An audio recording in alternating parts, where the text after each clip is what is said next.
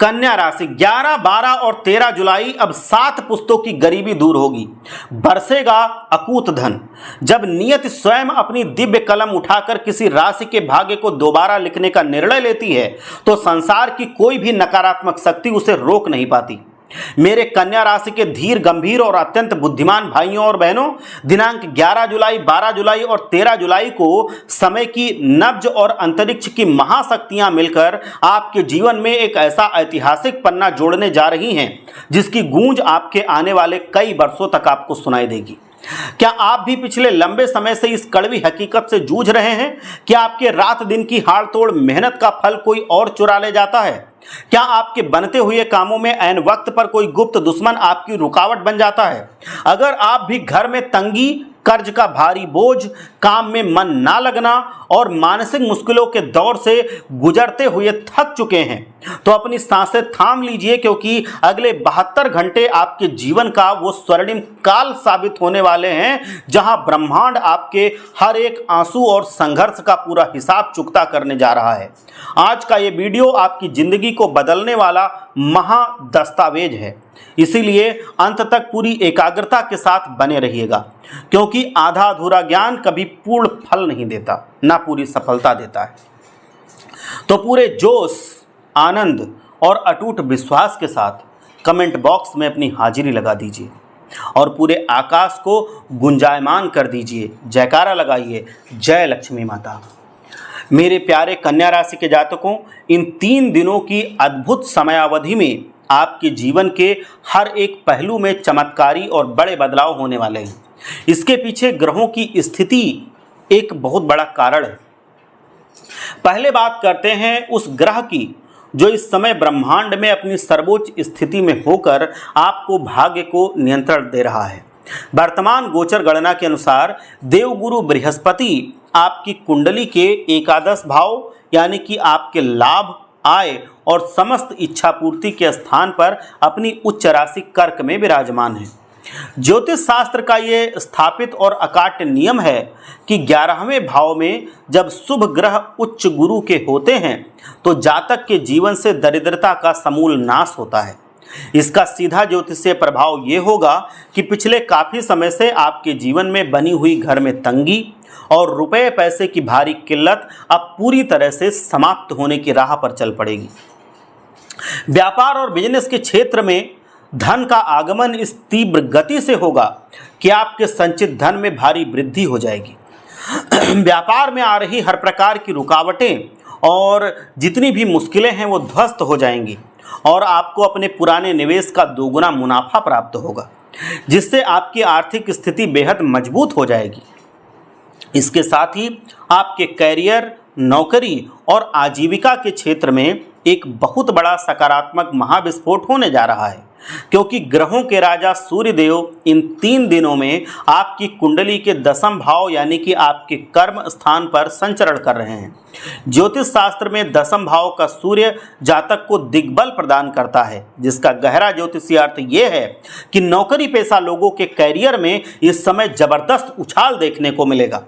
यदि पिछले कुछ दिनों से आपका काम में मन नहीं लग रहा था या अजीब सी मानसिक थकावट आपको महसूस हो रही थी, रात में जल्दी नींद नहीं आ रही थी और आपको ऐसा लग रहा था कि जैसे कुछ खो जाएगा, जैसे कोई एक छिपा छिपा सा डर आपको लग रहा था, तो सूर्य देव का ये दिग्बल आपके भीतर एक अद्भुत एकाग्रता और नई ऊर्जा फूंक देगा।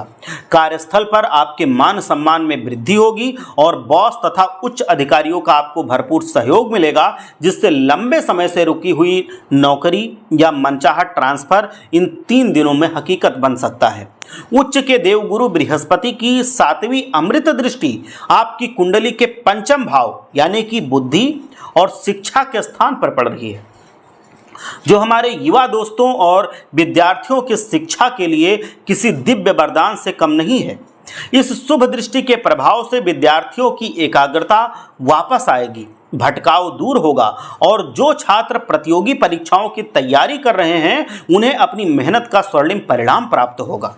आपकी कुंडली का दूसरा जो सबसे मजबूत और अभेद्य किला संभाल रहे हैं वो है मायावी ग्रह राहु देव जी, जो इस समय आपकी कुंडली के 6ठे भाव यानी कि रोग, ऋण और शत्रु के भाव में गोचर कर रहे हैं। ज्योतिष का ये नियम है कि छठे भाव का राहु जातक को शत्रुहंता बना देता है और उसे समाज में अजेय कर देता है। इसका सीधा ज्योतिषीय परिणाम ये होगा कि 11, 12 और 13 जुलाई के बीच आपके जितने भी गुप्त दुश्मन हैं, जो ईर्ष्या करने वाले लोग हैं या जो विरोधी हैं, जो आपके नौकरी या व्यापार में मुश्किलें और काम में बाधाएं खड़ी कर रहे हैं, वह आपके तेज के सामने परास्त होंगे और हार मान लेंगे। राहु देव की ये मजबूत स्थिति आपको पुराने से पुराने कर्ज और लोन के चक्रव्यूह से मुक्ति दिलाने के लिए काफ़ी होगी।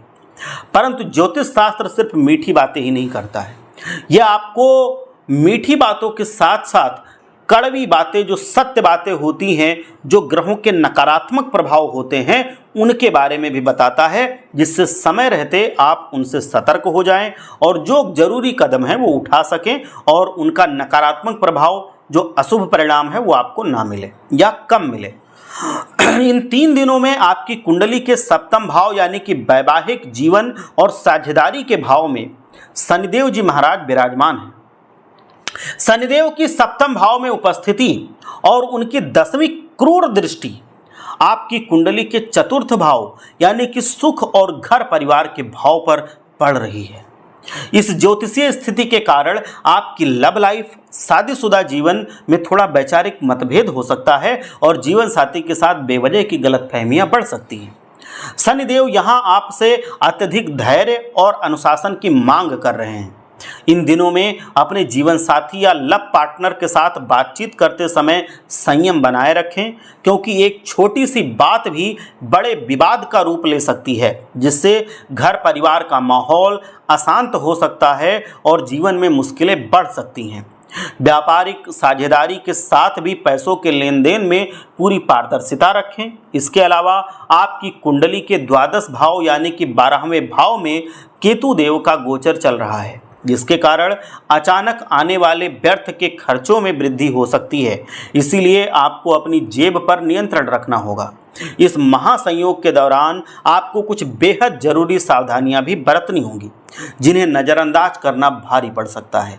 इन 3 दिनों के भीतर किसी भी अनजान व्यक्ति के बहकावे में आकर शेयर मार्केट, लॉटरी या किसी भी जोखिम भरे कार्य में बड़ा निवेश ना करें और ना ही किसी को बड़ा पैसा उधार दें, अन्यथा वो रुपया पैसा हमेशा के लिए फंस सकता है।